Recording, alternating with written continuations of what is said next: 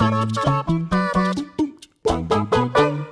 all of you beautiful people, Jules here from WhatCulture.com, and today I want to talk to you about video game bosses. Or to be more specific, I'm going to talk to you about video game bosses that only the hardcore of hardcore players got to fight. These weren't just some run-of-the-mill mainline bosses for you to bash into the ground like they were but tent pegs. These are hidden bosses, secret bosses, bosses that came out of nowhere and just pulled your trousers down and just smacked your little body until it was red raw. Ow, stop, that's weird. So let's get on with it before that metaphor goes places I really don't want to go. So with this in mind, I'm Jules, this is WhatCulture.com, and these are 10 video game bosses that only hardcore players got to fight.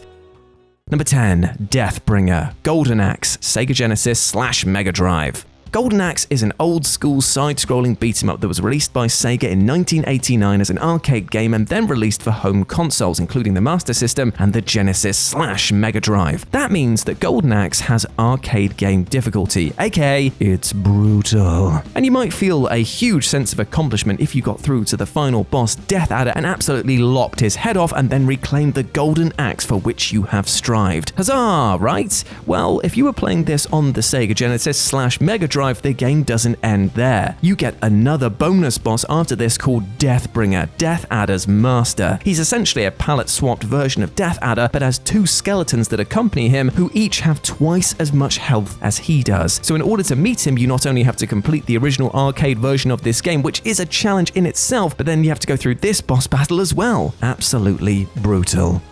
Number 9, Red, Pokemon Gold / Silver / HEARTGOLD / SOULSILVER. Back when Pokemania was at its peak, everyone and their dog had Pokemon Red or Blue for the Game Boy and spent many hours catching as many pocket monsters as they could. So when these players went out and bought Pokemon Gold or Silver, or indeed Heart Gold or Soul Silver, they went through the game in a new region with new Pokemon and completely devoured the game. But they found a nice surprise upon completing the Johto region, because they were able to go back and face all of the gym leaders of the Kanto region, effectively doubling the length of the game and allowing them to catch all of the original Pokemon. Should players manage to defeat all of the Kanto gym leaders, they are permitted entry to Mount Silver, a place where some of the most powerful Pokemon dwell. But that's not all that players can find in there. After wandering deeply enough into the cave, players can meet a rather familiar-looking character, Red, the protagonist from Pokemon Red and Blue. That's right, players had to face off against the character that they played as throughout the previous game. This is unsurprisingly the most challenging battle in the game, as Red previously became the Pokemon champion, and a whole 3 years have passed since then, meaning that his Pokemon are now even more powerful. It was a true moment of brilliance for Poke fans around the world.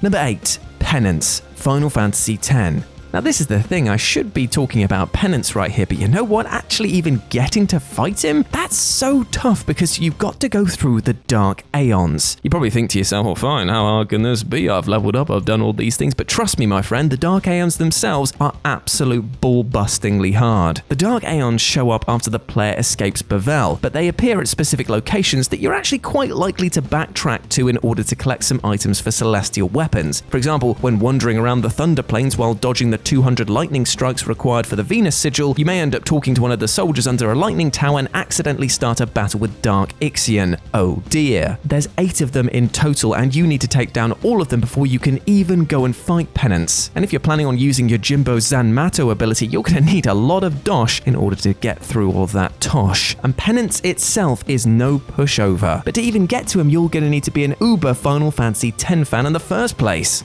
Number 7, Cake Boss, Assassin's Creed Unity. Usually the earlier Assassin's Creed games have your standard boss battles throughout the title, as pretty much every game does, with no optional ones, so naturally players wouldn't normally go out of their way to look for one. However, one such boss exists in Assassin's Creed Unity. Now you might have thought that the challenge to find any boss in this game might have actually been persevering through the game's numerous glitches that plagued the game at launch, and you might have initially been correct, but most of them have now been fixed. But that being said, the Cake Boss is actually even tougher to meet. You see, to encounter this frankly quite bizarre boss, Arno must eat 5 pink cakes placed around Paris. This will cause a 6th enormous cake to appear at Luxembourg Palace with a strange gentleman stood atop. If the player walks up the cake, it will initiate the boss battle with this cakey fiend. It's utterly bizarre, but also brilliant, and makes you hungry too.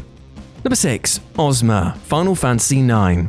Now, Final Fantasy IX is a fan favourite for many reasons. It has great characters, a fantastic story, and a marvellous minigame in Chocobo Hot and Cold, or Chocobo if you want to be pedantic about it. And it's a good thing that this minigame is as fun and addictive as it is, because you're going to need to play an awful lot of it if you want to meet OZMA. Now, OZMA is located in the Chocobo Air Garden, which can only be reached once you've sufficiently trained up your Chocobo so that it has the Sky ability. This can only be achieved by playing the Hot and Cold minigame at the Chocobo Forest and Chocobo Lagoon, and by finding all the treasure from the chocographs that you find during the minigame. All in all, it takes a good number of hours to even find the right locations to dig up the treasures, and you'll be furiously digging in the minigame until you found all of the chocographs and chocograph pieces at each location. This alone can be frustrating, as the initial odds of finding a chocograph start at 1 in 16, and yes, the odds do get better as you find more items in each round of the minigame, but you'll be spending an awful lot of time searching for these elusive items. Eventually though, you'll be able to access the Air Garden where OZMA resides. And it is a brutal boss battle. Number 5. The Cow King, Diablo 2. This list wouldn't be complete without the Cow King from Diablo 2. This boss is the result of fan rumors about a secret area in the original Diablo, so only fans of the series would be aware of the possible inclusion of the Cow King in the sequel. The boss can only be found on the secret cow level, also known as Moo Moo Farm, because of course it is, which can only be accessed by combining a Tome of Town portal and Wirt's Leg in the Heradric Cube. Doing this will create a portal in the Act 1 starting area, allowing the player to enter the Bovine Realm. However, the player can only create this portal when playing at a difficulty level they have already completed, so you must have already completed the game on that difficulty to be able to access it. But if you try to replay again on a different difficulty on which you haven't completed the game, the portal won't appear and you'll have wasted your time. Moo moo moo. Moo moo indeed. Number 4. Moon Presence, Bloodborne.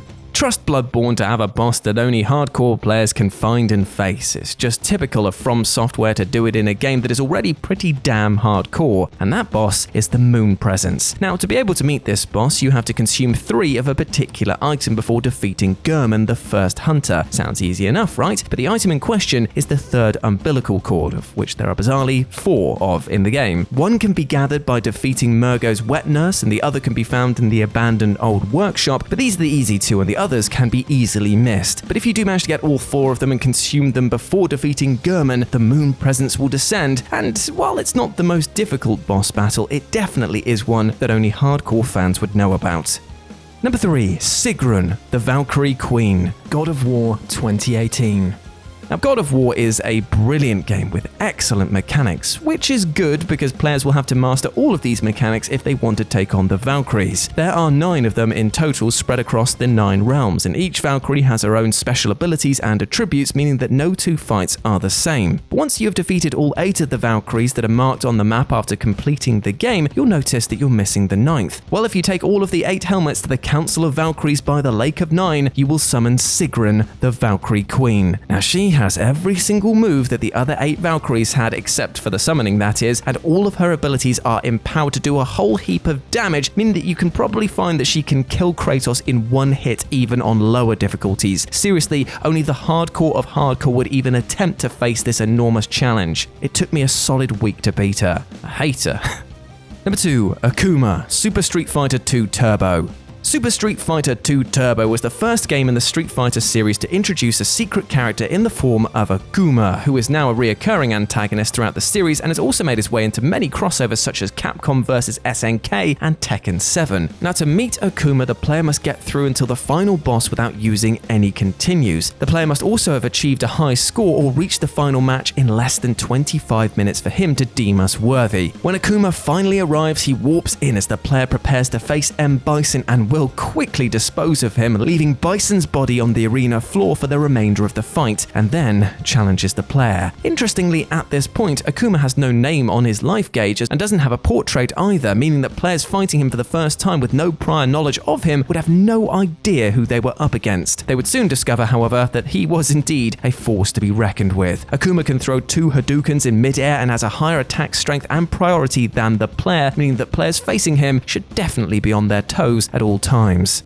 And number 1, YIAZMAT, Final Fantasy XII. YIAZMAT is the undisputed ruler of bosses for hardcore players. He's the final elite mark of Final Fantasy XII, and just to put that into perspective, there are 32 marks and 12 other elite marks of the game, all of which can only be fought after specific events in the game, and all of which you must defeat if you want to seek out YIAZMAT yourself. So you've gone through all of that, right? Well, congratulations. Once all of this has been completed, you can face this absolute bastard, but you might want to make yourself comfortable, because YIAZMAT has over 50 million hit points. 50 million! He has so many that his health bar is divided into 50 sections. And not only that, but once his HP drops below 50%, the amount of damage that he receives is reduced by a third, meaning that players will likely have to switch tactics partway through the battle in order to keep things going. Now, you can wander off to a nearby save point to buy items and recover slightly, but this can also backfire immensely as the beast can cast regen on itself, and should it do this before you leave the area, it can continue to regenerate its health even if the player party isn't nearby. The battle takes hours to complete, with 2 hours completion being considered fast for the average player. Let that sink in. Oh, and if that's not bad enough, if you're playing the Zodiac version of this game, then your party members are capped at doing a maximum of 9,999 damage, which drops to 6,999 when YIAZMAT is below 50% health. So yeah, you've got to be super hardcore to even want to take on this challenge.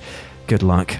And there we go, my friends. Those were 10 video game bosses only hardcore players got to fight. I hope that you enjoyed that, my friends, and please let me know your thought about it down in the comments section below. As always, I've been Jules. You can go follow me at RetroJ over on Twitter, or you can swing by Live and Let's Dice. It's my personal gaming channel where I stream every single Wednesday and Sunday. But before I go, my friends, I just want to say one thing. I hope that you are treating yourself well, and I hope that you are not letting the big bad boss that is life beat you down too much. Take a break, be kind to yourself, and remember that you deserve love, happiness, and success.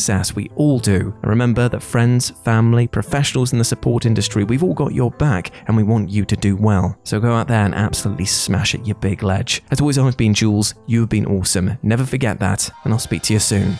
Bye.